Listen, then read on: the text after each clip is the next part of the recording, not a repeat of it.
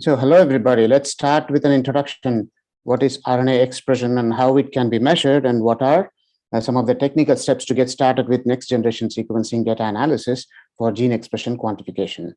So, the central dogma of molecular biology dictates the flow of genetic information from DNA to RNA and then to protein in order to create proteins from DNA sequences of protein coding genes.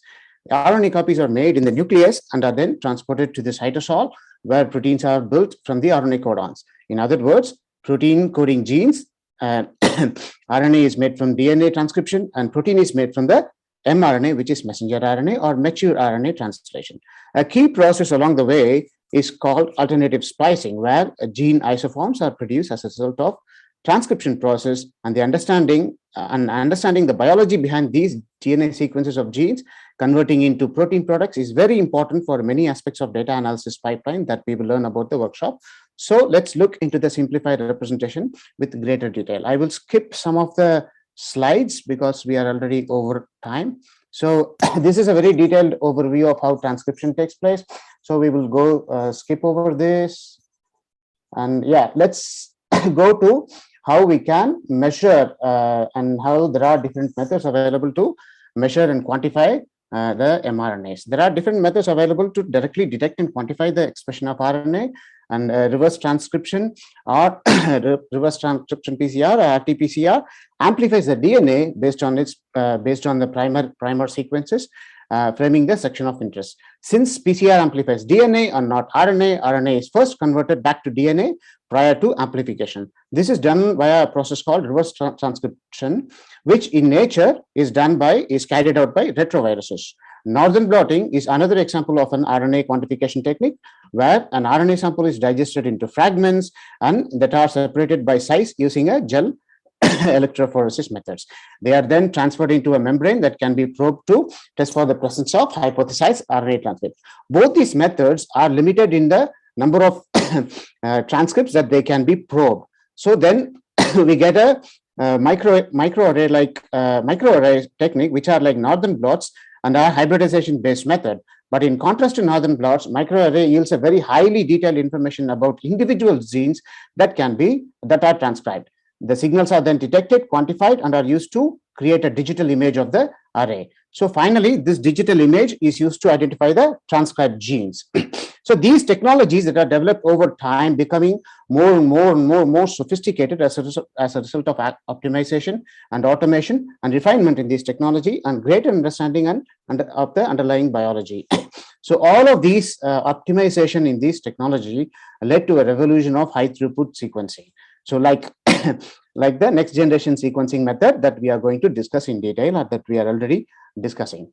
So this is a history of genomic data explaining the abundance of big data, informatics and omics data, multi-omics data, abundance of multi-omics data that are available. Since most of the participants that we have already have an introduction or some kind to such an explosion of genomics data, let's go forward to next. How these omics technologies are used to explore the roles and relationships and actions of various types of molecules that make up a cell of an organism. So we have phenomics data, we have genomics data, and we have epigenetics, and we also have transcriptomics data. So these data can show a detailed information about different variants and different isoforms of expressions, and that is what is the focus of this particular session. So how are we going to measure this? This is measured using the next generation sequencing method, which is a major advance in the study of gene expression because it allows us to take a snapshot of the whole transcriptome rather than a predetermined subset of genes, which was done earlier before the advent of next-gen sequencing methods. So the whole transcriptome sequencing provides a very comprehensive view of the cellular transcriptional profile at any given biological moment. This greatly enhances the power of RNA discovery and quantification.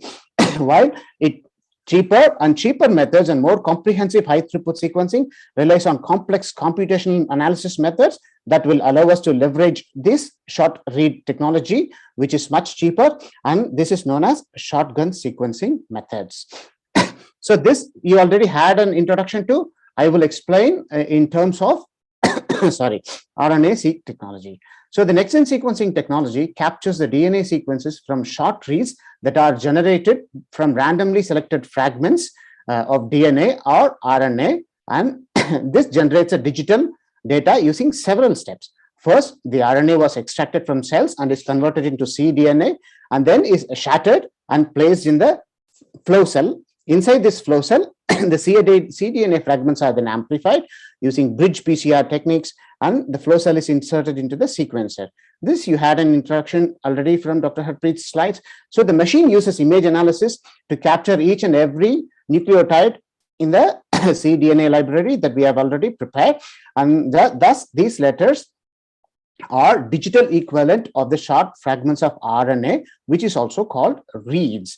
So this sequencing data or the reads data are stored in several different file formats like FASTQ, FASTA, and GTF, or it's also called GFF at sometimes. So the FASTQ files are stored, sorry, the FASTQ files are stored in are used to store the reads that directly come out from the sequencer. They are separated by read ID and the nucleate, and include information about each letter's quality and the read length also. Sometimes reads can also be stored in FASTA format, but most likely a fully assembled reference of a genome and a chromosome is stored in FASTA format that we will use later for mapping techniques. So in another important file format to remember is a genome transfer format, or GTF. The GTF or GFF file contains annotation of genomic elements like start and end of each genomic elements like exon or isoform or gene or coding sequences. So to piece together the information contained in short reads, the data has to be run through a series of steps, which is often referred to as a processing pipeline. And a pipeline simply means a series of scripts or algorithms or steps that do something with the input data, and then they submit the result of the processing step to the next step, and so on. So this is what we call it as a processing pipeline. The processing pipeline typically contains the processing pipeline for transcriptomics data typically contains three major steps: preparation, mapping, and quantification. As a result, we will be able to get a table of expression. To understand when processing steps are to understand when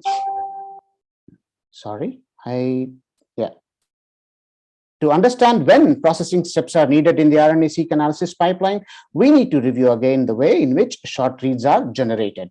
Here we have a reference genome in gray, and gene A, gene B, and gene C can be seen in blue. Not everything is transcribed. Let's assume that gene A and gene C are transcribed, but gene B is not.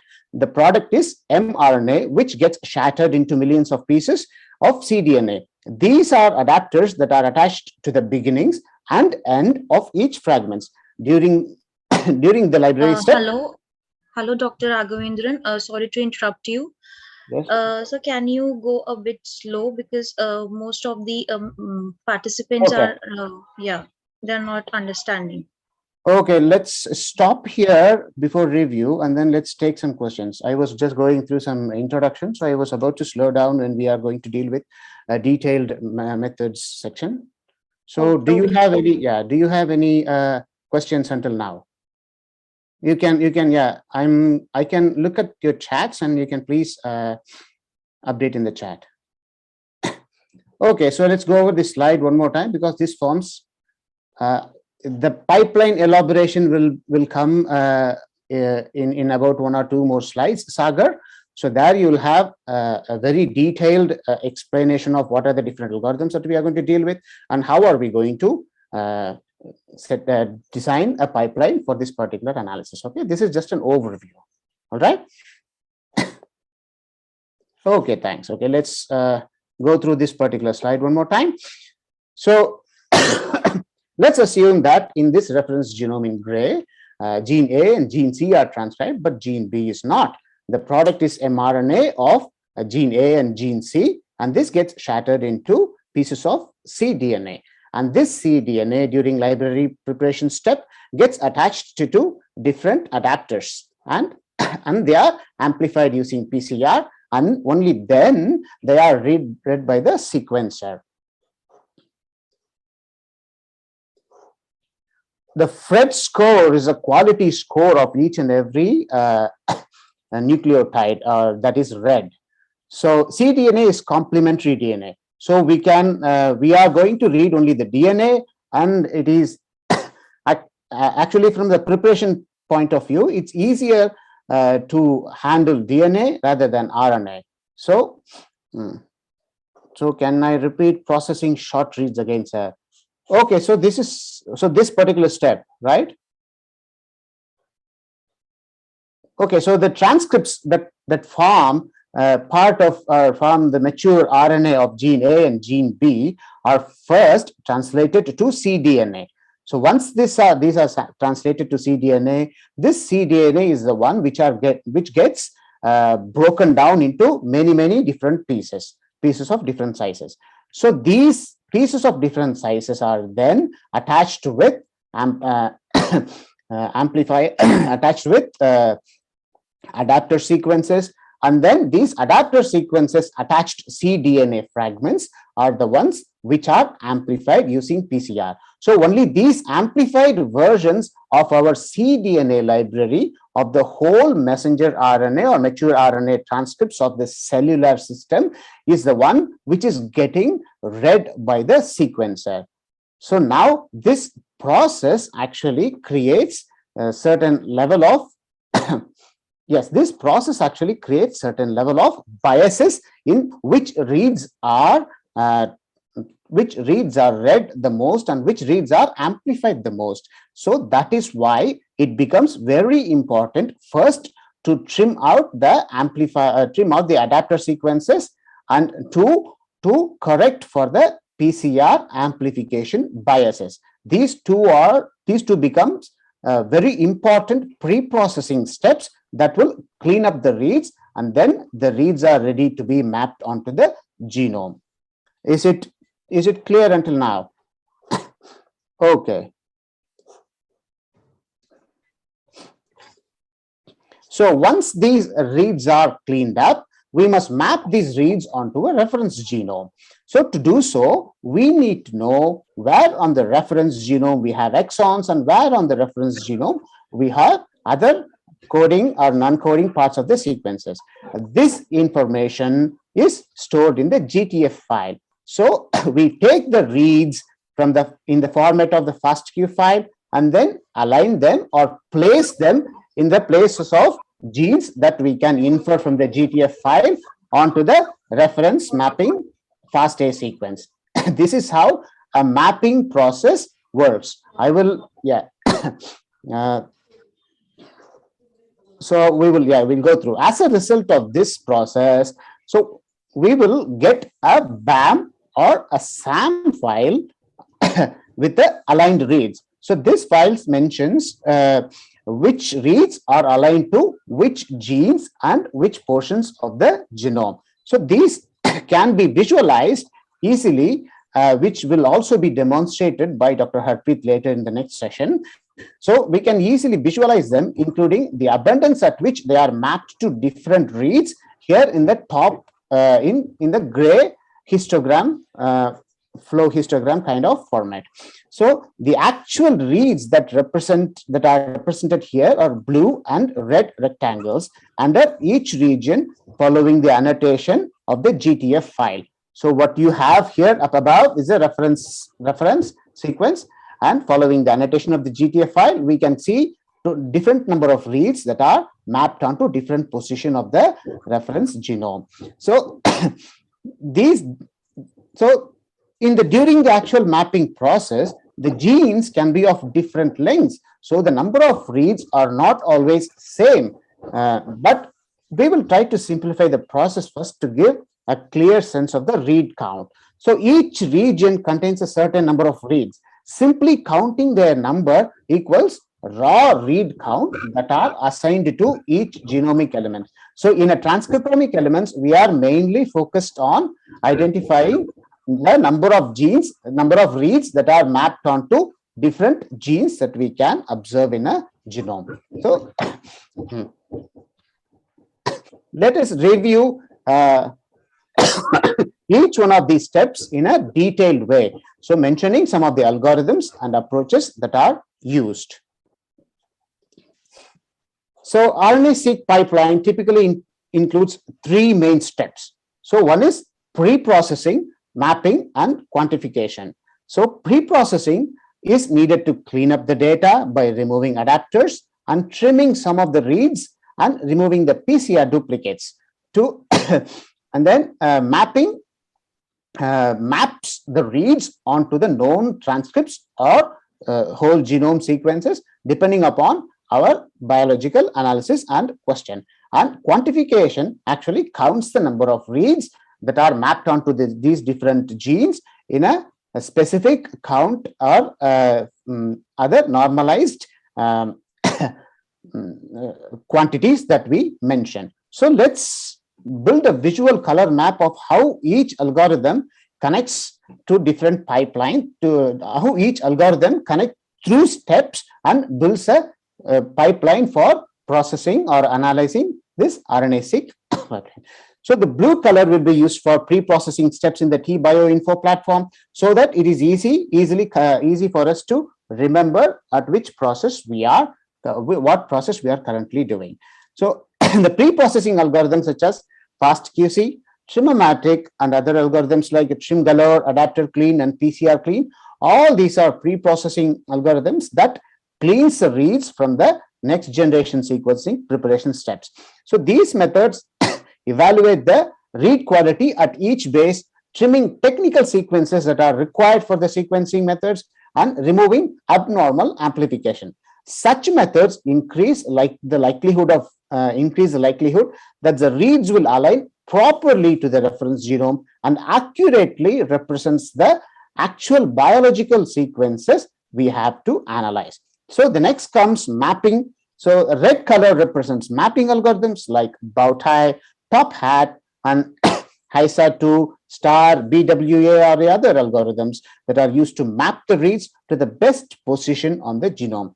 These algorithms can be used in various configurations to define regions that are considered as exons that were previously annotated, or we can map these reads to full genome to identify novel transcripts and novel exons and junctions that are not present in a previously annotated genome. So such analysis can be such analysis can be implemented using exon detection Augustus and cufflinks, cuffmerge, and other some other algorithms that are used to deal with the short reads that can be assembled onto longer exons or the whole genome to identify novel transcripts. And then finally, the green color will represent quantification techniques to quantify or count the number of reads that are mapped onto the genes. Mapped onto the genes based on their mapping, based on what is the role of isoform? Based on their mapping capability. So what is the role of isoform? Difference between isoform and reference genome. What is the reference? What if the reference genome is not available? I mean, a role of isoform is, earlier in the slide, I mentioned you that, let's say if a gene has 3 exons, and there will be multiple number of exons, 3 exons, and splicing variance is one of the way in which a protein can have multiple isoforms. So when 1 or 2 of the exons are excluded or included in the transcription and translation process, then we get isoform of the same gene. So isoform 1, isoform 2 are the different forms of the same gene, which will translate into a different or a protein with an altered sequence.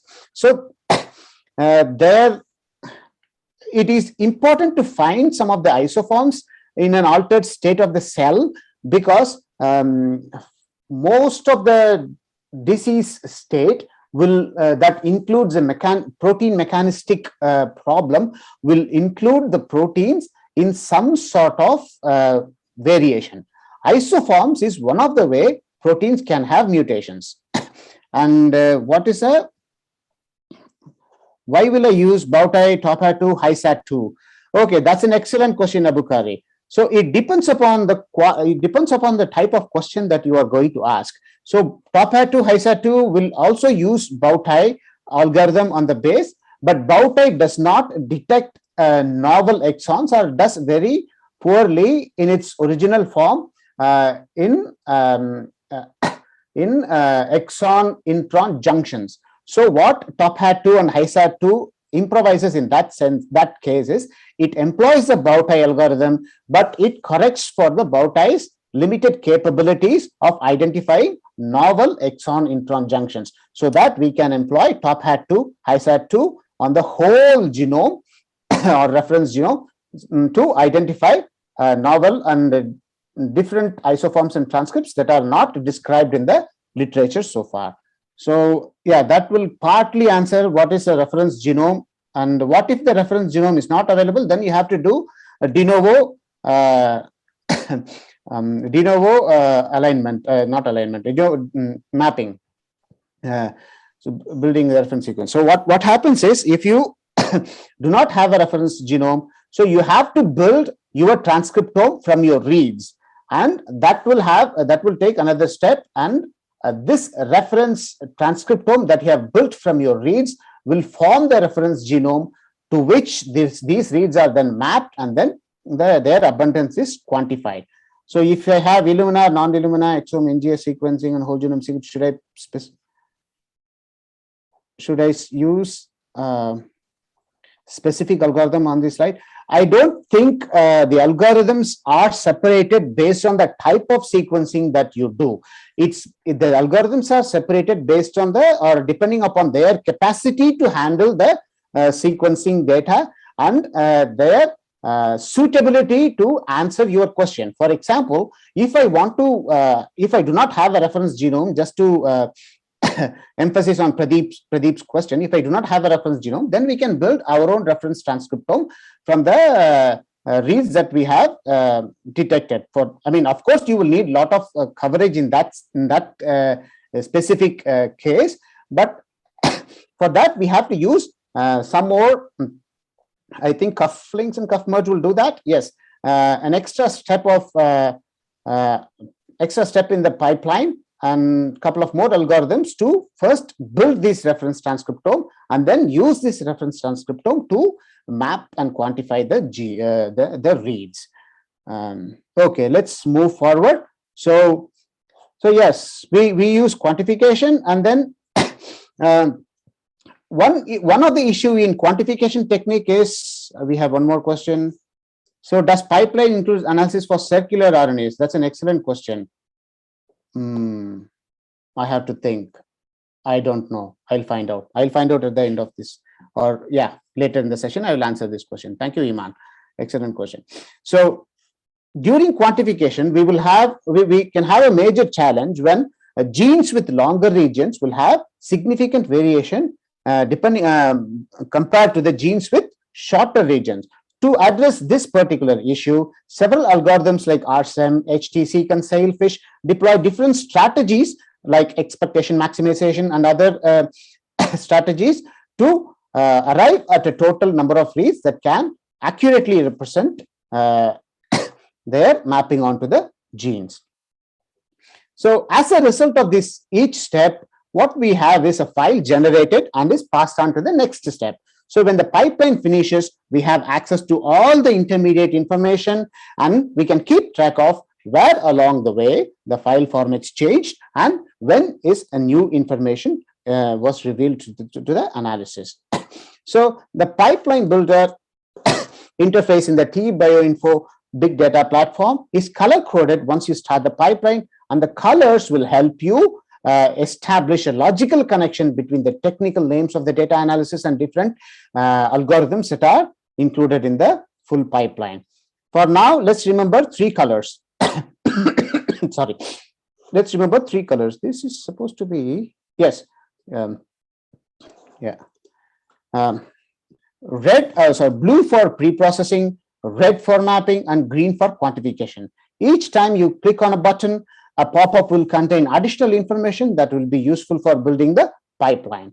So for most of this, Okay, this I actually went through. We'll quickly go through this one. We are already running late.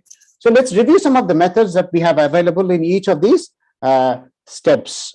So as you remember, blue is a color for pre-processing methods. We will start loading the data and prepare the pipeline, building the transcripts to run. It also generates the fast QC reports for analyzing the read quality and provide us with the overall sample statistics. Next, we can select Trim-O-Matic or PCR clean, which is sufficient for RNA-seq data pre-processing. So this we went through. The Trim-O-Matic algorithm cleans technical sequences found in the database, which stores the sequences of known adapter sequences that are used in the next generation sequencing experiments. So I'm going a little bit fast. Please let me know, because this is going to be a detailed review of the pipeline, which we already discussed. So please let me know if this is okay for you. Okay. So we found out that PCR clean removes all the duplicated reads from the raw sequencing data and then corrects for the bias that are associated with the PCR amplification that can distort the estimates of gene expression levels. So now we have the reads that are trimmed and cleaned up. We must map onto the map these reads to reference genome. We can do this by aligning the short reads to full aligning these short reads to a full genome sequence or the transcriptome, or only the genes that are known to be expressed. Several methods are available based on our objectives. We can either map onto the full genome or manually detect the alternative splicing by finding junctions, as I had explained before. And these mapping methods are used to identify the locus of the genes as well as the distance between groups. Note that the mapping algorithms are color-coded in red. HiSat2, Bowtie, and Top Hat are different mapping algorithms.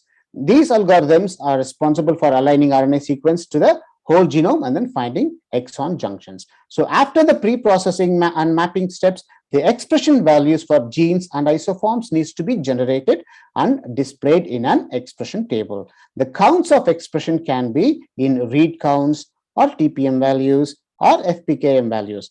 TPM stands for transcripts per million, and FPKM stands for fragments per kilobase of transcripts per million map reads. So typically, such a table of expression contains thousands and thousands of genes that are hard to evaluate by simply looking or observing through the table or reading through the table. Therefore, steps to filter out genes with low expression, normalized values, low expressions, and normalized values across samples, and exploratory data analysis with methods like principal component analysis are required and are employed in the downstream analysis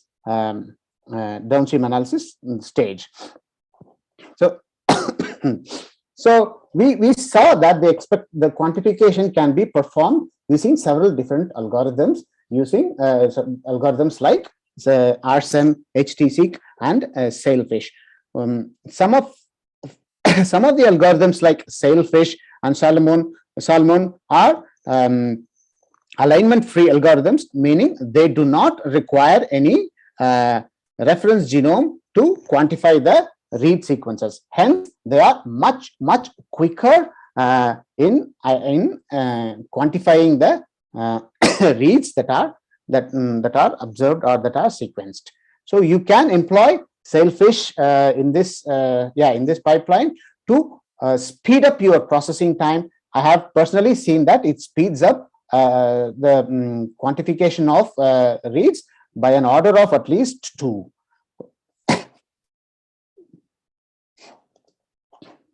Okay, so once the table of expression is prepared and then validated, you can determine specific parameters to extract meaningful genes from the full table. In most cases, this is done by methods like differential gene expression. As a result, selected genes can be annotated through databases and these are linked to known biological function. These are done using a number of bioinformatic databases that we will be employing in our downstream analysis. These bioinformatic databases such as DAVID, Ensemble, and TCGA provide a very comprehensive set of functional annotation tools for us to identify and understand the biological meaning behind this large list of genes that we have just quantified. So to practice these steps, you can review, you can practice these steps and you can review additional demo pipelines and play around with various combinations of methods. And you will notice specific methods links the input and output file formats, as well as the final results in the download section. We will, we will demonstrate you in the project session, and also in the dedicated one-on-one session towards the end of the day, how such an analysis can be performed to the existing biological sample or biological data. So, okay, how do I advance? Great. So to summarize, we started with the logic behind studying transcriptomics profile of a biological system, and then we touched upon the era and the promise of the big data. Then we discussed how several different NGS methods can generate multi-omics data with a humongous volume. We also explored the logic behind transcriptomics analysis. We also had a detailed introduction to multiple different algorithms that form the pipeline and can be implemented in the TBioInfo platform. On this, we also have some additional resources that can explain in detail of all the processes that are discussed here so far. So to learn about these processing steps, we have a collection of curated sample files that you can practice within the course lessons, and that are dedicated to processing and preparation of the data analysis. In addition to that, you will find several projects that are referenced throughout the LearnOmics platform for expanding your understanding of how such methods are used in context of specific project example. One project example will be demonstrated by myself later in today's session, and another project example we will walk through in the one-on-one session if you are interested in understanding the logic behind and understanding several steps of transcriptomics analysis. And I'm now free to take questions, and let's see if we have. Thank you, Dr. Mohit. You had clarified on the circular DNA's part. And can we integrate photos of pathology and radiology for multi-omics and apply CNN deep learning in machine learning part of the pipeline? Partially, Iman, it is possible partially, because generally photos and this data will not go well together. Numerical data will not go well together. So we have to have a later stage of integration, like separate pipeline for the photographic or image analysis, and separate pipeline for the data analysis, and later the results from these two can be integrated to give a very meaningful information. And any other questions I'm free to take. Analysis of DEG and alternative splice site is different. I mean, a differential expression analysis is just a comparison, statistical comparison of what are the genes that are expressed significantly differently expressed on one condition in comparison or compared to the other condition, usually in an altered state compared to the normal state. So this is different from identifying alternate splice site. To identify alternate splice site, you do not need two sets of samples first, right? So alternate isoform identification is different, because there we are comparing the presence and the quantification or quantity of isoforms to the already very well characterized reference genome and reference transcriptome.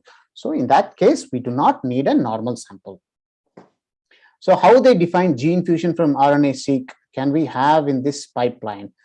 Gene fusion is still a very difficult issue.